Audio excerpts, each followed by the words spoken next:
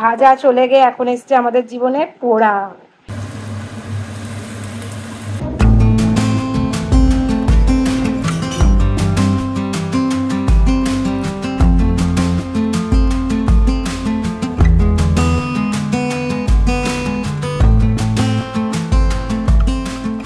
Chinese ডিশের মধ্যে আমার chowmein খেতে প্রচণ্ড ভালো লাগে, কিন্তু এটা আমার জন্য নয়, এটা আমার হাজব্যান্ডের জন্য বানিয়েছি। ও চাউমিন খেতে প্রচণ্ড ভালোবাসে আর যথেষ্ট কম তেল দিয়ে আমি এই চাউমিনটা বানিয়েছি। যখন চাউমিনটা করছিলাম তখন ভাবলাম একটা প্যাকেট করব আর একটা করি, কিন্তু এখন যেহেতু জিম করি এগুলো খাওয়া পুরোপুরি বারণ।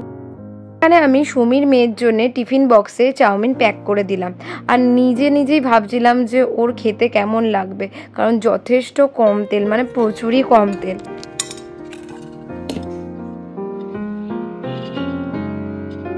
এই নাও। না আর দিও না কিছু, শসা দিলে ভালো লাগবে। না না না এ সোমনাথ চাউমিন খাবি? না না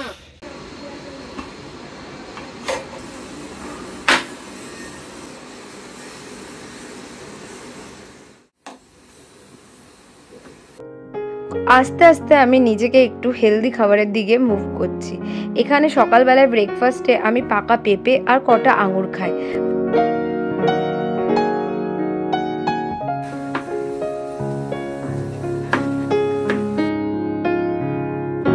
ফল কিনে আমরা দুজনা অনেক জায়গা দিয়ে ঠকেছি, কিন্তু এবারে যে দোকানটা দেখেছি বেশ ভালো ফল রাখে।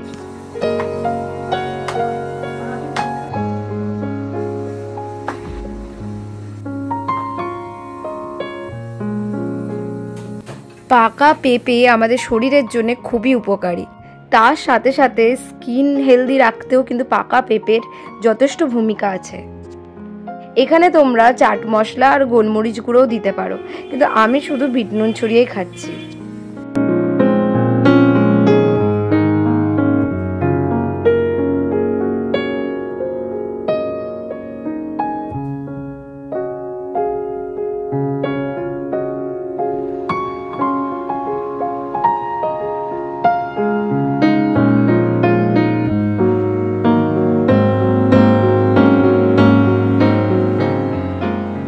খাচ্ছি পুজো টুজো দিয়ে, প্রচন্ড খিদে পেয়ে গেছে, প্রচন্ড।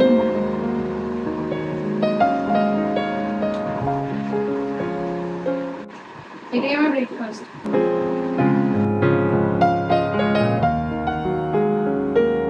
আস্তে আস্তে নিজেকে হেলদি ওয়েতে আনছি।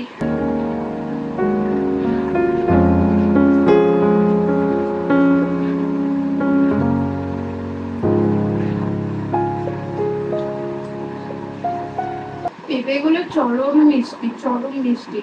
ফল না মিষ্টি না হলে আমি একদম খেতে পারি না, আর ঠান্ডা না হলে, মানে এরকম গরমকালে ঠান্ডা ঠান্ডা পেঁপে বিট নুন ছড়িয়ে খাওয়ার মজাই আলাদা।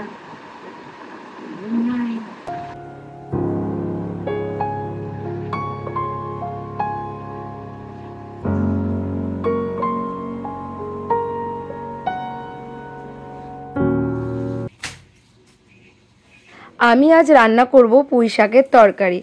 আমার এই শাক টাক খেতে প্রচণ্ড ভালো লাগে আর শরীরের জন্য সেগুলো খুব হেলদিও। আর আমি দেখছি জিম যেহেতু করি তাই হেলদি কি খাবার কম তেলে করা যায় সেগুলোর দিকে একটু লক্ষ্য দিচ্ছি।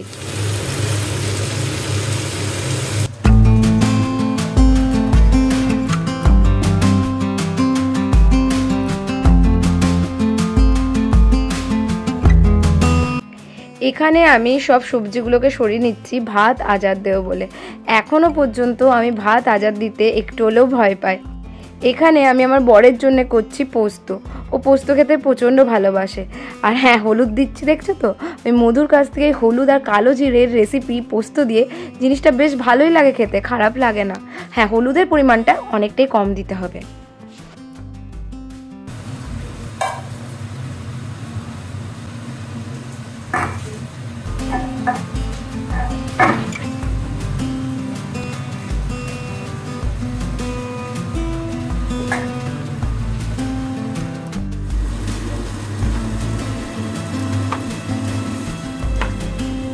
আমি কিন্তু এবার থেকে ট্রাই করেছি যে প্রতিদিন যতটুকুনি ব্লগ হয় তোমাদের সাথে শেয়ার করব। তার মধ্যে ঢুকে গেছি এখন জিমে, বেশ অনেকটাই সময় ওখানে আমাকে দিতে হয়। তাই যেরকমই ব্লগ হচ্ছে গাইজ, যদি ভালো লেগে থাকে তাহলে অবশ্যই কিন্তু তোমরা লাইক, শেয়ার, সাবস্ক্রাইব করো। আশা করব যে এরপরে ডেলি ব্লগ যেন আরও সুন্দর হয়ে ওঠে।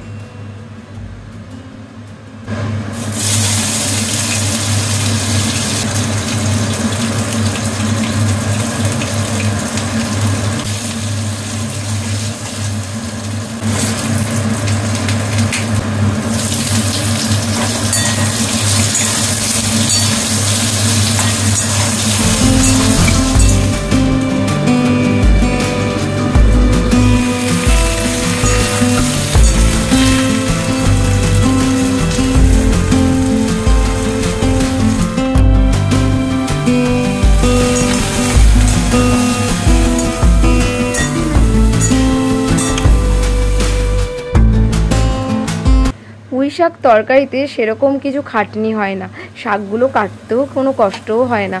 কিন্তু হ্যাঁ, আগের দিন যদি কেটে কুটে রাখতাম আমার একটু সুবিধা হতো, কিন্তু এখন ওই বলছি জিমে চলে গেছি, আস্তে আস্তে টাইমগুলো ঠিক ম্যানেজ করতে হবে।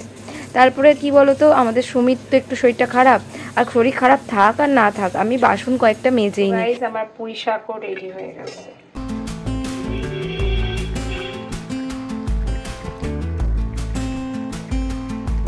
এত গরম পড়েছে যে 2-3 বার স্নান না করলে তো চলছেই না। আগে তো আমি 2 বার স্নান করতাম জিম যাওয়ার পর, এখন আমি 3 বার পুরো মাথা ভিজিয়ে স্নান করি। এখানে দেখছো তো আমার ক্রিম শেষ হয়ে গেছে, অ্যাকচুয়ালি সেটা নয়, ও আমাকে একটা নতুন ময়শ্চারাইজার কিনে দিয়েছে যেটা আমি চেয়েছিলাম, কিন্তু ওটা এত অয়েলি আমার মাখা যাচ্ছে না দুপুরবেলাতে। হ্যাঁ, আমি রাত্রিবেলায় মাখছি, আবার একটু ভয় পাচ্ছিলাম যে ওকে বলবো আর একটা ময়শ্চারাইজার কিনে দিতে, তো আমি বলেছি, বললো কদিন বাদেই কিনে দেবে।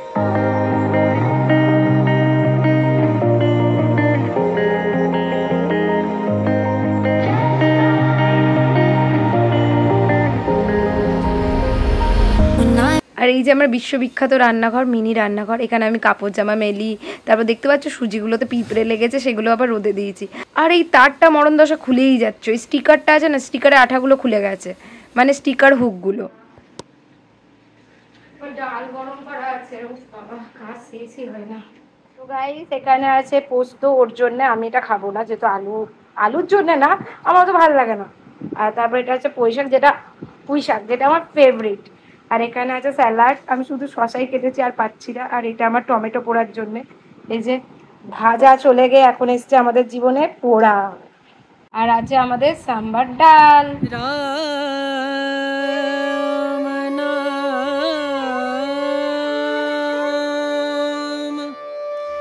भजले राम नाम सुखधाम, भजले राम नाम सुखधाम। अरे गरु रे, भजले राम नाम सुखधाम,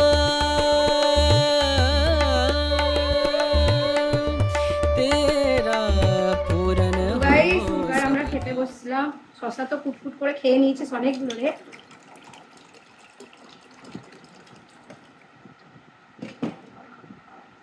শসা খাচ্ছি, প্রচন্ড গরম এখানে, জল খুব কম খাওয়া হচ্ছে আমার। জলটা পুরো ও যতটা নেবে পুরোটা আনবে। কি পোস্ত পুঁই শাক নিবি একটু? দেবো পোস্তাকে?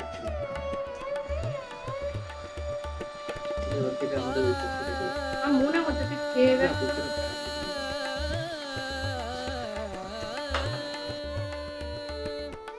संत समागम, संत समागम। গাইস, আজ জিম যাওয়ার মজাই আলাদা। মিত্রা থেকে আমার নতুন জিমের ড্রেস এসছে, HRX এর একটা টপ এসছে, এটা পরেই আজ যাবো। তো গাইস, এই দেখুন আমি আমার নতুন আউটফিট, প্যান্টটা নতুন নয়, টপটা নতুন। তো এটা পরে এখন জিম করবো, কিন্তু আজকে প্রচন্ড দেরি হয়ে গেছে আমার। যতদূর মানে 5:30টায় গেলে জিমে খুব ভালো, কিন্তু এইসব করে উঠে আমি 5:30 ঘুমিয়ে গেছিলাম। তো যেতে যেতে 6:30 বেজে যাচ্ছে, এখনো 6:30 বাজেনি, 6:15 বাজছে। তো চলো।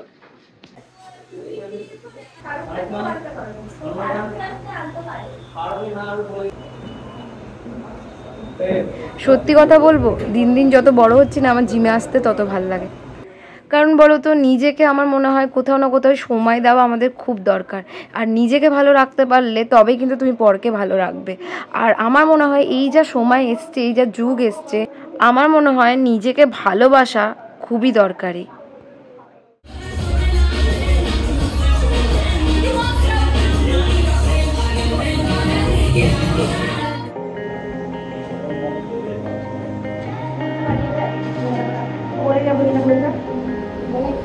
গাড়িতে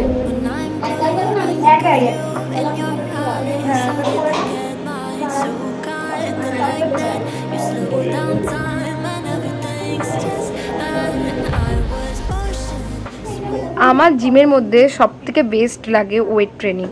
এই ওয়েট ট্রেনিং নিলে না কষ্ট তো হয়, কিন্তু তারপরে যে রিল্যাক্স ফিল, একটা আনন্দের ফিলিংস, সেটা কিন্তু ওয়েট ট্রেনিংয়ে প্রচুর আসে।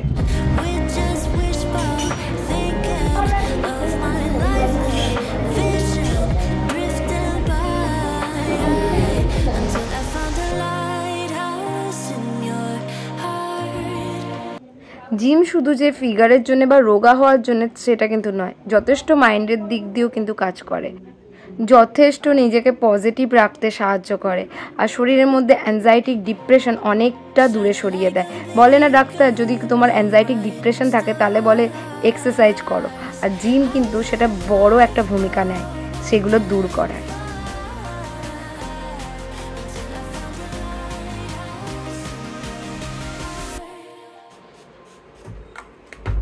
জিমেও ভর্তি করে দিয়েছিস না বলে